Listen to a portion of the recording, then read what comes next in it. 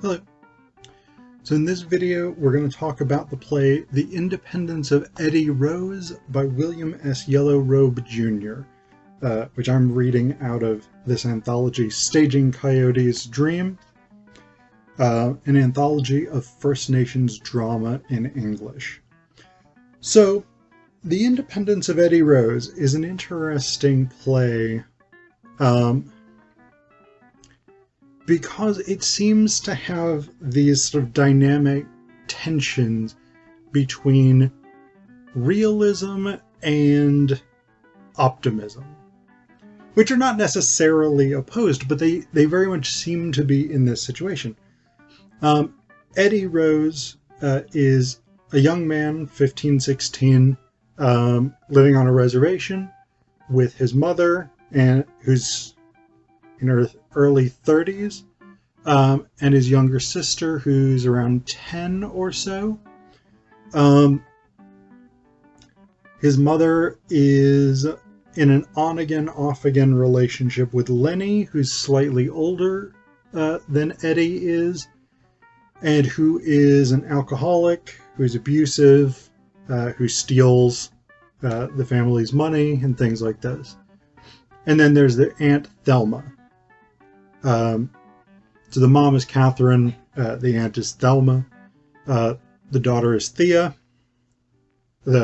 Eddie Rose's sister, Catherine's daughter, is Thea. So they're all living together on the reservation. Thelma has her own house, but Eddie, Catherine, and Thea all live together. Lenny is there some of the times and not other times. There is a lot of extremely difficult material in this play. We get alcohol abuse, we get drug abuse, we get domestic violence, we get child sexual abuse, because at one point Lenny actually rapes Thea.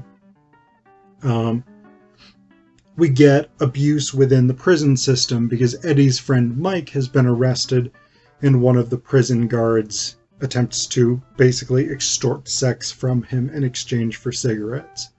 So, also Eddie has been caught sniffing paint, and so he's being sent off to a boarding school. So we've got all of these really negative components here, in addition to the general atmosphere of poverty and deprivation and things like this. And so that's one of the interesting elements here, is this sense of almost a living death, this sense of hopelessness. And we get this a couple of times fairly early in the play, through this idea of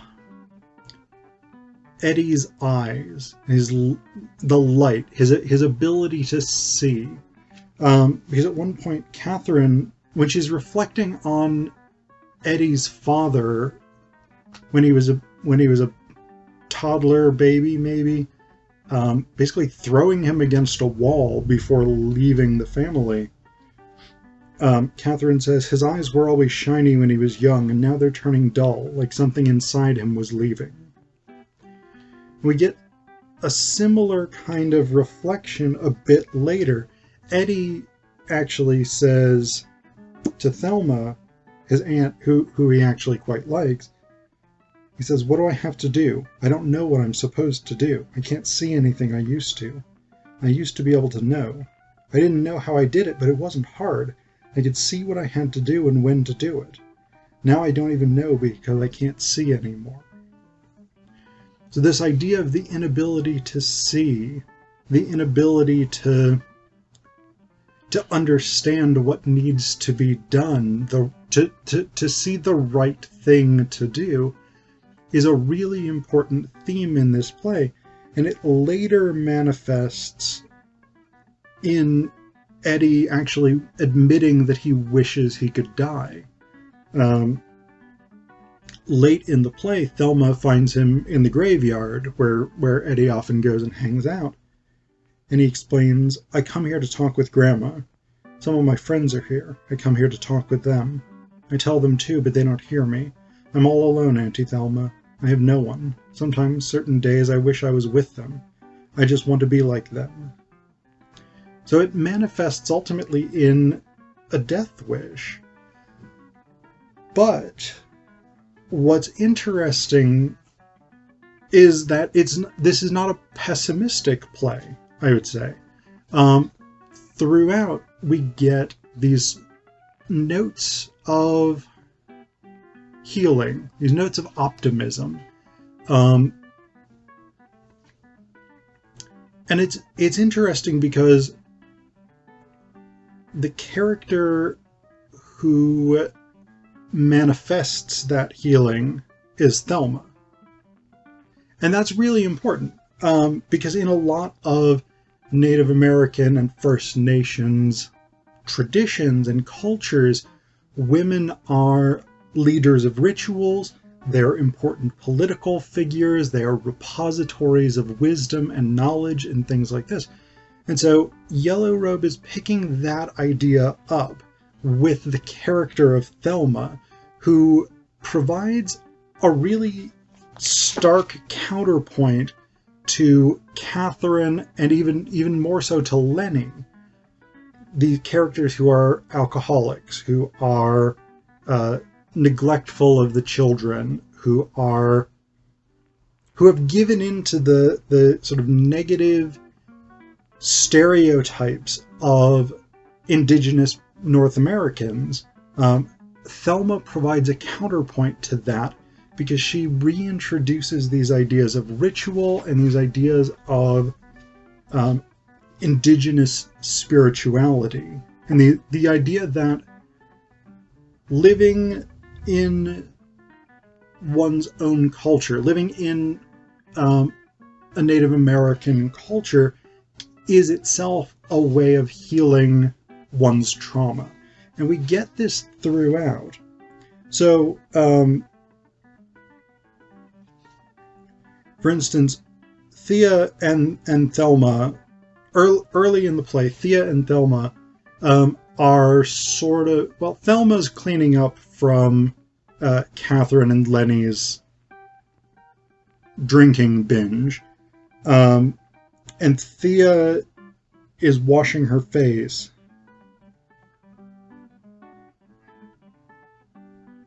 No, sorry, that one's not that crucial. I'm going to skip that one and talk about a better example. So Act 1, Scene 4, Thelma and Thea are in the house. It says, Thelma sits combing Thea's hair. And that's actually important as a symbol. Hair is really significant in a lot of Native American and First Nations cultures. But in this case, in an earlier scene, we've seen Catherine attempting to comb Thea's hair or brush Thea's hair. And it basically devolves into child abuse as she yanks Thea's hair and eventually hits her with the brush. So here we have Thelma sits combing Thea's hair. The house is cleaned. There's a small pile of garbage near the door. Thelma combs very gently and sings a song to Thea. Thelma says, "This is your grandma's song. She used to sit on a chair and slowly brush my hair, and she would be singing this song. It was quiet, and all I could hear was your grandma singing." Thea says, "Grandma?" Thelma says, "Yes. She died right after you were born. You don't remember her. Oh, I don't know, you might. She really liked you. She used to hold you and sing to you. She used to call you Pretty One. She used to babysit you and your brother." Thea says, "Eddie too?" Thelma says, "Even Eddie. She helped raise you two kids. She watched both of you. Even fed you too, but sometimes she had problems holding you in your bottle. You were so tiny, but very big to her hands. She could still hold you, though. She didn't want to let you go. My baby boy, Paul, and Eddie, and you were her only 3 grandchildren, but you were her favorite." Then we get a stage direction. Thelma begins to clean the hair from the brush. She takes the hair and places it into an ashtray, and then lights a match and lights the match, and then takes a match and lights the match, setting the hair on fire. Thea says, "You're burning up, Auntie." Thelma says, No, You burn the hair. If you let the hair go without taking care of it, it can bring bad things to you, even ghosts. These are some of the things we did. When your grandmother died, your mom and I, we cut our hair. We women do that when someone dies. When it is someone close to you and you love them, like your grandmother, our mother. Thea says, really, Auntie Thelma? Is drinking something we always do? My teacher, Mrs. Johnson, said it was because we always drink, is why we lost everything we had. It was our own fault. Thelma says, no, this is a lie, baby girl. We never used to drink at one time. Your grandma, my mother, as old as she was, never drank. She used to say it was never a part of the Indian people. So we've got some crucial things here. Again, this idea of women as a repository of cultural knowledge. So that, again, hair and the treatment of hair, the way that hair is dealt with is very significant in a lot of Native American cultures. And so this idea of only cutting one's hair as a symbol of mourning or something like this, that's a belief that a lot of indigenous North Americans traditionally held. And it comes up repeatedly in the play because at the end of Act 1, when Catherine takes Lenny back, Thelma actually cuts her hair. She cuts her braids off as a symbol that her sister is dead to her, that her sister is spiritually dead. And then it comes up again at the end of the play, and I'll talk about that in just a second. But Thelma even takes on the role of male spiritual advisor, because after she finds Eddie in the graveyard, Thelma sends him to go get Thea and take her out of the house where Catherine and Lenny are staying. But she said she performs this ritual. She teaches Eddie to perform this ritual of bathing in sage smoke. And she does say, your uncle should have shown this to you. You are a man. So this is clearly an issue of the failure of traditional culture in the face of settler colonialism and the poverty, the deprivation created by settler colonialism in the US and Canada. But as a means of protecting him from basically spiritual destruction in Catherine's house, when he goes to confront Catherine and Lenny to take Thea out of the house, I'll read you the stage directions here. She takes his hand and leads him a few feet from the graves. She removes a small bowl from the pocket of her jacket. She sets the bowl down. Then from her other pocket she removes a small paper sack. From the sack she takes out a small amount of sage. She places the sage into the bowl. She lifts the bowl up into the air and prays. She sets the bowl down and removes a book of matches from her coat pocket, lights one of the matches, and uses it to light the sage. The flame goes out, and then there is the smoke of the sage. Thelma fans the sage, and she says, "Here, I want you here," and points to a place near the bowl. "Now wash yourself in the smoke." And then, a few lines later, it says, "She rubs her arms as if she is bathing herself. Eddie dips his hands into the smoke and begins to bathe himself." So we've got this ritual being performed that's intended to preserve Eddie's life force, in a way, like to prevent him from being spiritually drained by the poverty, the alcoholism, the violence, the deprivation represented by the way that Catherine and Lenny live. And then the play ends on this very optimistic note, again, about the sort of recreation of ritual life. Because Eddie, so after Lenny rapes Thea, he's arrested, and Catherine more or less breaks down. Eddie gets the papers to file the complaint against Lenny, and then to basically release both himself and Thea from Catherine's custody. And he eventually gets her to sign them. But